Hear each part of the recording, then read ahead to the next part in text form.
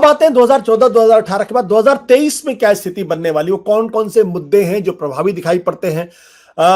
क्या वाकई में जैसे ये कहा जा रहा है, उस सीओटर के सर्वे में भी आया कि सबसे ज्यादा एंटी इनकम्बेंसी अगर किसी के खिलाफ थी इस 5 राज्यों के चुनाव में तो वो तेलंगाना के अंदर थी। उसका क्या कारण आपको समझ में आता है?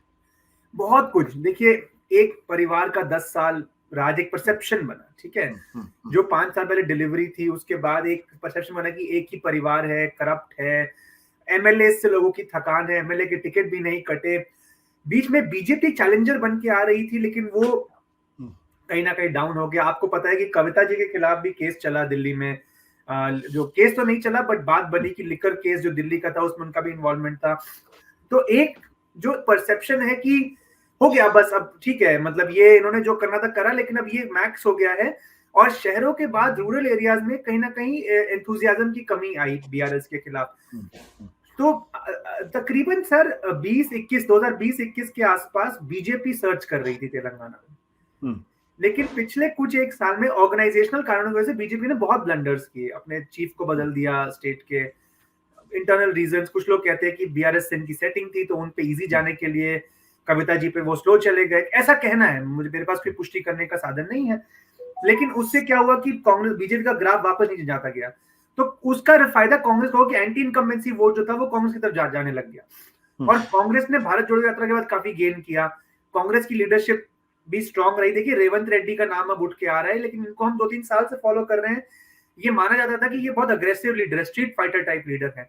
उनके साथ उत्तम कुमार रेड्डी भी हैं, और भी लीडर्स हैं कांग्रेस के। तेलंगाना जैसे मैंने कहा कि एक इमोशनल कनेक्ट है गांधी फैमिली का यहाँ पे। तो मुझे लगता है कि अगर आप आंकड़ों से जाएं, 57% लोग तेलंगाना में कहते हैं कि हमें सरकार बदलनी है, 60% लोग चाहते हैं कि एमएलए बदला जाए। एक और इंटरेस्टिंग चीज ये है कि तेलंगाना इन 5 राज्यों में सबसे ऐसा एक राज्य है जहां राहुल गांधी और मोदी जी की रेटिंग तकरीबन सेम है।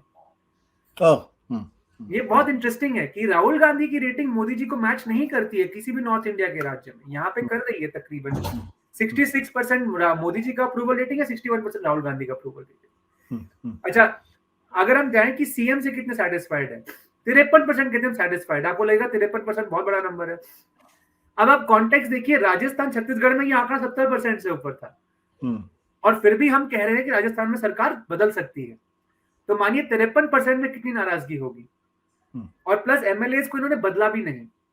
60% सेटिस्फैक्शन गवर्नमेंट से है, लेकिन ये परसेप्शन छत्तीसगढ़ राजस्थान में 70% से ऊपर। तो कॉन्टेक्स्ट दे रहा हूं मैं आपको कि 60% से आप मिसलीड ना हो। इसका एक उदाहरण और देखिए कि और राज्यों में 70% के ऊपर भी सरकार जाने का रिस्क है। तो यहाँ तो और स्टिकी विकेट पे है बीआरएस।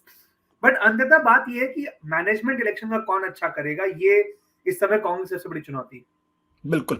कांग्रेस के पक्ष में ऐसा क्या हुआ कि चीजें कांग्रेस के पक्ष में जाती हुई दिखाई पड़ रही हैं? अचानक कांग्रेस के पक्ष में सर्ज क्यों हुआ? ये आज की तारीख में मुझे लगता है सबसे बड़ी जो पहली है वो यही है। तेलंगाना चुनाव में कांग्रेस की सर्ज के पीछे का कारण क्या है? 2-3 कारण। मैंने 2 तो बताया कि भारत जोड़ो यात्रा आई, बीजेपी ने जो गलतियां करी कांग्रेस को उसका फायदा हुआ, ये एक कारण है। बट ये सिर्फ एक कारण नहीं। बीजेपी की गलतियां, मैंने बांदी संजय कुमार उनके लीडर थे, वो बहुत फायर ब्रांड बीजेपी के, उनको पिछले साल earlier this year I think हटा दिया गया, क्योंकि लोगों ने कहा कि बीआरएस बीजेपी की टैसिट अंडरस्टैंडिंग है। उससे बीजेपी के अग्रेशन में कमी आई। तो कांग्रेस उस स्थिति में थी कि वो वोट ले जाए। लेकिन स्थिति में क्यों आई? क्योंकि मैंने कहा भारत जोड़ो यात्रा में एक तो उनका एक मोमेंटम बना, फिर कर्नाटक की जीत के बाद डीके शिव कुमार जी को यहां लगा दिया गया, और कर्नाटक की जीत के बाद कांग्रेस में उत्साह आया और बीजेपी का उत्साह और कम हुआ। तो जो नेता चले गए थे कांग्रेस छोड़ के बीआरएस से बीजेपी, अब वो वापस आते हुए दिख रहे हैं। कांग्रेस के पास रेड्डी समाज का बहुत समर्थन है। रेड्डी मैंने आपको बताया हालांकि 7% है, बट संसाधनों पे काफी कंट्रोल है इनका। आप टिकट डिस्ट्रीब्यूशन अगर देखेंगे, दोनों बीआरएस और कांग्रेस ने 20 से 25% जो सीटें हैं वो रेड्डीज को दी हैं, जबकि 7% उनका पॉपुलेशन है। ओबीसी की दोनों बात करते हैं, लेकिन ओबीसी का उन्होंने टिकट रिप्रेजेंटेशन, हालांकि ओबीसी 50% है, उनका टिकट रिप्रेजेंटेशन भी 20 से 30% है। तो ओबीसी अंडर रिप्रेजेंटेड है, रेड्डीज ओवर रिप्रेजेंटेड है टिकट डिस्ट्रीब्यूशन में। तो ये बहुत अहम चीज है। और अब आप देखिए कि स्थिति ऐसी कि कांग्रेस राइजिंग फोर्स है। Congress is the party to be beaten. तीनों, बीजेपी, एमआईएम और बीआरएस, तीनों उनको टारगेट कर रहे हैं। लेकिन एक बात मैं आपसे बोलूंगा कि ये हमारी चर्चा हुई थी, जैसे बंगाल में बीजेपी जब राइज कर रही थी तो बहुत नॉइज था, एक्साइटमेंट थी कि बीजेपी आ जाएगी। वैसे ही एक राइजिंग फोर्स का नॉइज होता है।